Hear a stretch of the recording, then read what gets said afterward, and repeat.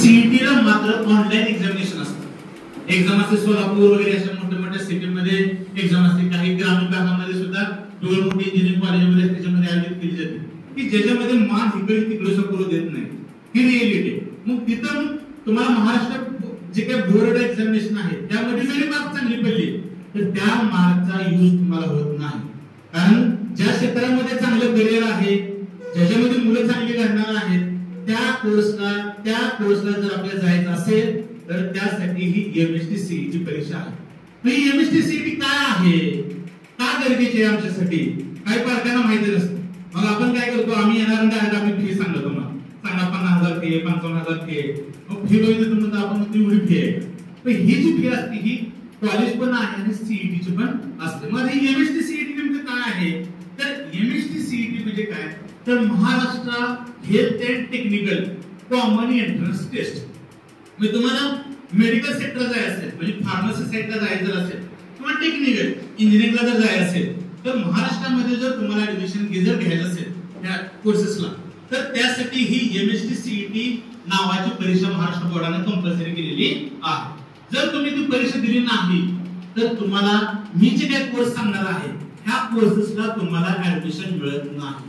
मग काय वेळा काय होतं की आपण आपल्या आर्थिक परिस्थितीचा विचार करतो, काय वेळा अडचणी, काय वेळा माहितच नसतं. असं वाटतं काय वेळा की अरे मी त्यावेळेला जर मला माहित असेल मी पैसे भरले असते, किंवा काही अडचणी असतात. काही वेळा मुलंच स्वतः म्हणतात की पप्पा एवढे वेळ कॉलेज असते का मी दुपारी 12 वाजता तर माघारी होतो. हे मेन आहे. एज्युकेशन फॉर फ्युचर, शिक्षण, चांगलं शिक्षण ही काळाची गरज आहे, लक्षात घ्या. त्यामुळे हे 2 वर्ष आपण लहानपणापासून मुलांना म्हणतो मी तुला चांगलं शिक्षण देणार आहे, चांगलं शिक्षण आहे. की चांगलं शिक्षण म्हणजे करिअर निवडण्याची 2 वर्ष 11वी-12वी. तर मला असं वाटतं की आर्थिक अडचणी सगळ्यांना असतात, पण आपला मुलगा ज्या क्षेत्रात घडणार आहे त्याची तयारी त्याच्यात चांगली होणं गरजेची आहे, लक्षात घ्या. तर ही जी काही एमएसटी सीईटी जी परीक्षा आहे ही कुठे कुठे ऍप्लिकेबल आहे, तर ही एमएसटी सीईटी जी एक्झाम आहे याच्या स्कोरवरून, पर्सेंटाइलवरून तुम्हाला इंजिनिअरिंगला ऍडमिशन घ्यायचं. महाराष्ट्रामध्ये कोणतेही कॉलेज, मग ते एडेड असेल, नॉन एडेड असेल, प्रायव्हेट असेल, ऑटोनॉमस असेल, कोणत्याही कॉलेजला तुम्ही आवश्यकता इंजिनिअरिंगला ऍडमिशन घेऊ शकता.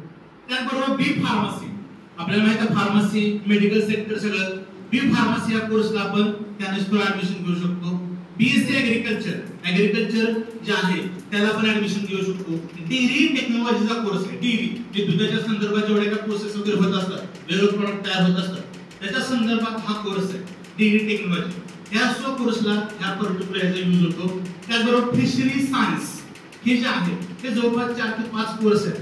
ह्या कोर्सला जर आपल्याला विद्यार्थ्यांना जर पाठवायचं असेल, कारण मोस्टली जर बघितलं तर हे सेक्टर आहे, हेच कोर्सेस आहेत की जिकडे मुलांचा ओढा कसा असतो, जास्त असतो. त्याच्यामध्ये भरपूर काही गोष्टी आहेत. नुसतं इंजिनिअरिंग म्हणलं तर 150 पेक्षा जास्त त्यामध्ये ब्रँचेस आहेत. केमिकल इंजिनिअरिंग आहे, मरीन एरोनॉटिकल, आमची मुलं एरोनॉटिकल इंजिनिअरिंगला सुद्धा गेली, केमिकल इंजिनिअरिंगला सुद्धा चांगले आयसीटी इंडियन केमिकल लॅबोरेटरी आहे याच्या ठिकाणी असे वगैरे गेले आयसीटी वगैरे.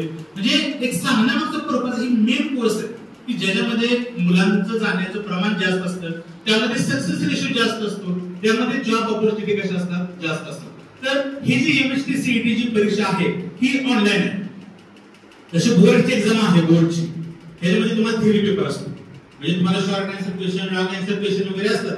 ते तुम्ही थोडं बहुत इकडे तिकडं वेळ वाकडे देता 1 मार्क तुम्हाला मिळू शकतो.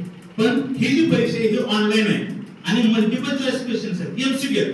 म्हणजे एक प्रश्न असणार आणि 4 पर्याय असतात, बहुपर्यायी प्रश्न, की ज्यामध्ये तुम्हाला एका प्रश्नाचं उत्तर बरोबर सांगण्यासाठी 3 ऑप्शन चुकीचे का आहेत हे तुम्हाला क्लिअर कट माहित पाहिजे. मग आपल्याला काही डायरेक्ट कुठल्या देवाचं नाव घेऊन बटन दाबून तिथं चालणार नाही, कारण त्याच्यावरती आपलं हे 11, 12, 2 वर्षात सगळ्या गोष्टी डिपेंड आहेत. ओके, तर आता ही परीक्षा 200 मार्क हे का सांगणं गरजेचं आहे, कारण आज पालक सभा सगळे पालक एकत्र येत असतात. नंतर आम्ही 1 बाय 1 ज्या गरजेनुसार आम्ही पालकांना काय करतो, बोलत असून त्यांना गायडन्स देतो. पण हे जी महत्वाची आताची जी वेळ आहे हे म्हणजे तुम्हाला कोणता कोर्स आपण निवडायचा याच्या संदर्भात हे पर्टिक्युलर आजचं सेशन असणार आहे. तर याच्यामध्ये 200 मार्काची परीक्षा आहे जी 3 तासासाठी असते. म्हणजे जसं एमएससी आयटी पेपर असतो, माहिती आहे ना, MSc IT international course online preparation, तशा पद्धतीने ही एमएसटी सीईटी ची परीक्षा असते. किती मार्काची? 200. 3 तासामध्ये असते. 1.5 तास पहिला जो असतो तो तुम्हाला फिजिक्स आणि केमिस्ट्री कंबाईन असतो. आणि दुसरा जो असतो तो बायोलॉजी किंवा मॅथ्स. हे 100 मार्क, 200 मार्काची टेस्ट तुम्हाला त्यामध्ये पाहायला मिळते. ज्या विद्यार्थ्यांचा जो ग्रुप आहे म्हणजे आमच्या कॉलेजचे मार्गदर्शक डॉक्टर अजित कलसे सर इथे उपस्थित राहिले, सगळ्यांनी त्यांच्या काळात. तर ज्या विद्यार्थ्यांचा जो ग्रुप आहे म्हणजे ए ग्रुप असेल किंवा बी ग्रुप असेल त्याच्यावरून तुम्ही ही जी काही सीईटी परीक्षा ते तुम्ही देऊ शकता. जर ए ग्रुप असेल तर पीसीएम ही परीक्षा देऊ शकता. जर बी ग्रुप असेल तर पीसीबी ही परीक्षा तुम्ही काय करू शकता, देऊ शकता. आता मग महत्त्वाचा प्रश्न काय येतो की आम्ही जेव्हा ह्या ऍडमिशन प्रोसेस मध्ये जात असतो तेव्हा पालकांचं मत असतं की नेमकं पुढं पोरांचं करायचं. कोर्स तर भरपूर येतं, मग ते आम्हाला विचारतात मग सर काय आपल्या पोराला करू द्या. कारण कसं असतं की तुमची मुलं आहेत, तुम्ही त्यांचे लाड त्याचे सवयी सगळे तुम्हाला माहित असतात, पण त्याचं जी आवड आहे त्याची असणारी क्षमता आहे त्याला कशात इंटरेस्ट आहे हे शिक्षक चांगल्या पद्धतीने जातात. म्हणून आम्ही काय करतो पालकांशी मोस्टली आम्ही काउन्सिलिंग ज्यावेळी आम्ही भेटलो असतो तुम्हाला वेळोवेळी त्या गोष्टी सगळ्या तुम्हाला माहिती दिली ऍडमिशन प्रोसेस वेळी त्याच्यानुसार मग आपल्याला 12वी नंतर कोणत्या क्षेत्रात जायचं आहे मग तिथं तुम्हाला ए ग्रुप लागणार आहे का बी ग्रुप लागणार आहे मग त्याच्यानुसार पर्टिक्युलर आपण काय शकतो ही परीक्षा काय शकतो देऊ शकतो. आता महत्त्वाची गोष्ट म्हणजे काय आहे की ही जी परीक्षा आहे एमएसटी सीईटी ह्याचा फायदा पण होतो.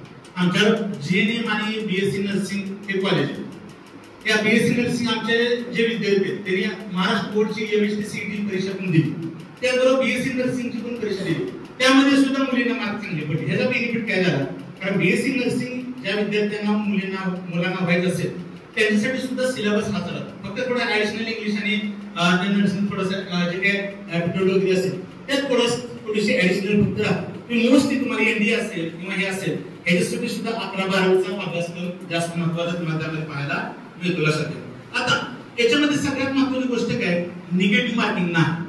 जसं तुम्ही नीट एक्झामिनेशन आहे जेडब्ल्यू एक्झामिनेशन आहे त्याला नीट याच्यामध्ये निगेटिव्ह मार्किंग आहे.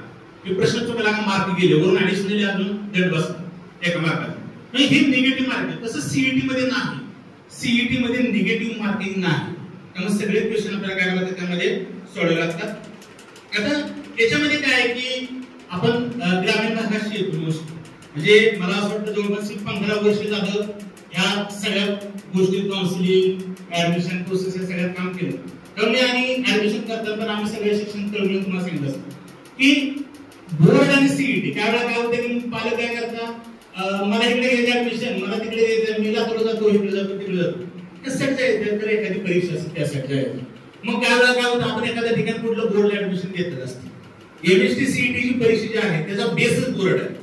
जर 11-12वीचा जर अभ्यासक्रम तुम्ही छान पद्धतीने चांगल्या पद्धतीने जर तयारी केली असेल तर तुम्हाला सीईटीला चांगले मार्क मिळणार. पण आपण काय करतो 11-12ला कुठे तर पहिलं ऍडमिशन घेतात पालक आणि कुठे तास लावतात सीईटी. पण तिथे सीईटी म्हणजेच काय तिथे सीईटी तास नसून बोर्डचं रिपिटेशन होतं. म्हणजे शिकवण्याची जी पद्धत आहे बोर्डला जे आपण शिकवतो आणि सीईटीला जे शिकवतो ह्या शिकवण्याच्या मेथड वेगळे पेपरचा पॅटर्न वेगळा आहे लक्षात. त्यामुळे ह्या दोन्ही गोष्टी आपल्याकडे म्हणजे मुलांचा चांगला जर स्कोर होत असेल तर त्यासाठी 2 गोष्टी महत्त्वाच्या आहेत. एक म्हणजे बोर्ड त्यामध्ये त्याचं चांगलं तयारी झाली पाहिजे आणि दुसरी म्हणजे एमएसटी सीईटीची परीक्षा. म्हणून आम्ही काय केलं की आपल्याकडची मुलं आपणच बोर्ड शिकवतो चांगलं. म्हणजे कसं होतं की बोर्डला एखाद्या ठिकाणी ऍडमिशन घेतलं आणि आपण सीईटी दुसरी घेतलं सीईटी वाला म्हणा तिला बोर्डच क्लिअर नाही आम्ही कसं रिझल्ट करणार. बोर्ड वाला म्हणणार सीईटी वाले म्हणणार की बोर्ड तुमचा नसेल बोर्ड वाला म्हणणार सीईटी जा नसेल.